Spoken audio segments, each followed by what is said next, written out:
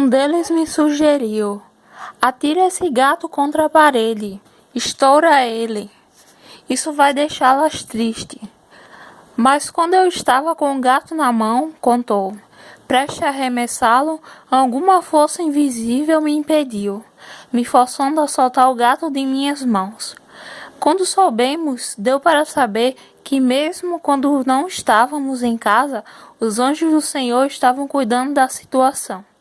Fez com que a própria pessoa que estava contra nós e comparando os perversos nos deixasse avisada do que andava acontecendo. Eu tenho certeza que eles podem se materializar, pois agarravam nas pernas e faziam sons de chiados de coisas se arrastando. Hoje o único que eu sinto presente e interage comigo, mostra coisas interessantes, é Jesus. Quando surgiu essa interação entre nós, deu para saber a diferença. Eu estranhei da primeira vez, apesar de não ter sentido nada de pesado e não ter me assustado. Eu desconfiei, mas graças a ele desconfiei só na mente. Pois não devemos atribuir algo que vem de Deus, dizendo que se trata de algo que vem do diabo. Ah, foi tu, né? Agora que percebi. Eu disse para ele. E à medida que eu fiquei mais aberta para com a interação e as coisas que ele tem para compartilhar, a cada dia existe mais intimidade. É bom lembrar também que Satanás não pode frustrar os planos de Deus em relação a nada. Na verdade, Satanás não pode fazer nada sem a permissão de Deus. A história de Jó deixa claro que Satanás poderia fazer somente o que Deus lhe deu permissão para fazer, e nada mais. Isso diz em Jó, capítulo 1, versículo 12, e Jó, capítulo 2, versículo 6. Então, tanto Jó como lá em Adão e Eva não tinham pecado, como Jó também não tinha pecado. Passaram pela prova, mesmo não tendo pecado. Então, a prova é a permissão, acontece na permissão de Deus. Na maioria das provas que passamos, consiste no pecado de outra pessoa. Tem o pecado de uma pessoa que nos envolve com o pecado dela. Ela traz esses problemas para nós. Aí surge uma prova. E temos que ficar atento também para que esse pecado não seja o nosso.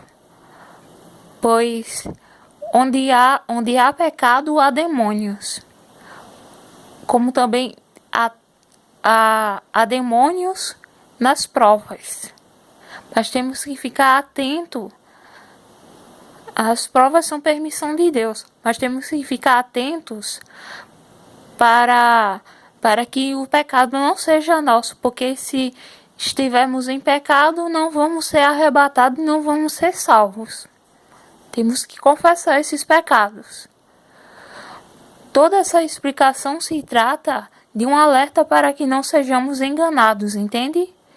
Existe um fato que descobri e começar a experimentá-lo sobre o que diz esse outro versículo, qual é 1 João 5,18. Sabemos que todo aquele que é nascido de Deus não vive pecando, antes o guarda aquele, que é Jesus, que nasceu de Deus, e o maligno não lhe toca. Não vive pecando porque, se esforçando para serem obedientes, obtém a total ajuda do Espírito Santo, o qual não permite que o que se passa na mente influencie o corpo. O desejo é eliminado logo que surge na mente. Tem uma novidade. Sabe aquela ideia de que quanto mais atacados e perseguidos somos pelos espíritos malignos que podem estar dentro ou fora da pessoa que mexe com a gente, ou ao nosso lado por nossa causa, a realidade que descobri é que sempre que isso acontece, eles tiveram sim o consentimento do Senhor. Esse é um alerta para nos analisarmos a nós mesmos. Podemos estar sendo mediano. Ser mediano não se trata de afirmar e provar que somos do bem ou do mal, segundo o padrão humano.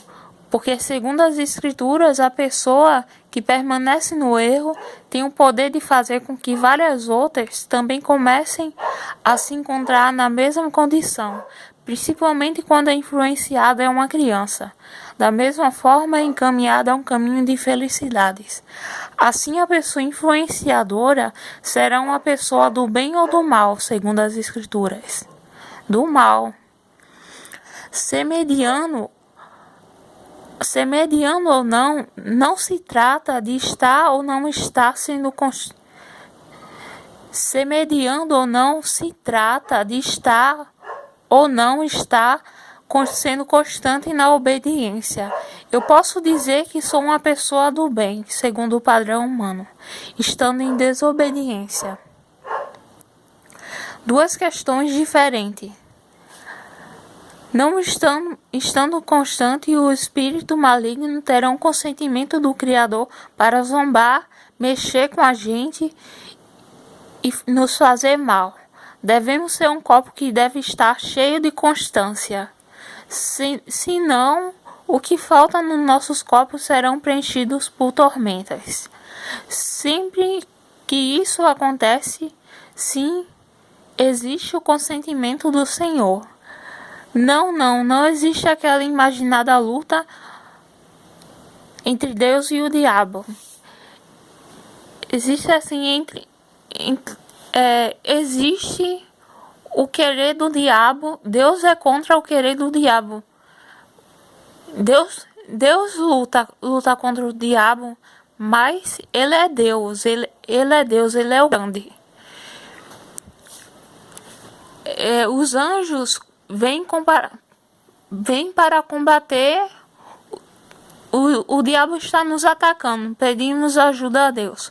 Os anjos vêm para combater os demônios, mas os demônios ali estão nos atacando pelo consentimento de Deus. Eles têm o consentimento de Deus para nos atacar durante a prova e quando estamos em pecado. Mas mesmo assim, os anjos de Deus vêm expulsá-los. Então, Deus é Deus, ele não é inferior ao diabo. O diabo continua sendo o servo dele aqui na terra. Ele serve para as provas e serve para nos deixar desconfortáveis com o nosso pecado. O diabo fica torcendo, continue no pecado. Ele fica torcendo para que continuemos no pecado. Ele está servindo a Deus, nos deixando confortáveis, está torcendo para que continuemos no pecado. Porque assim não somos salvos. Mas o pecado serve para nos deixar desconfortáveis, não para que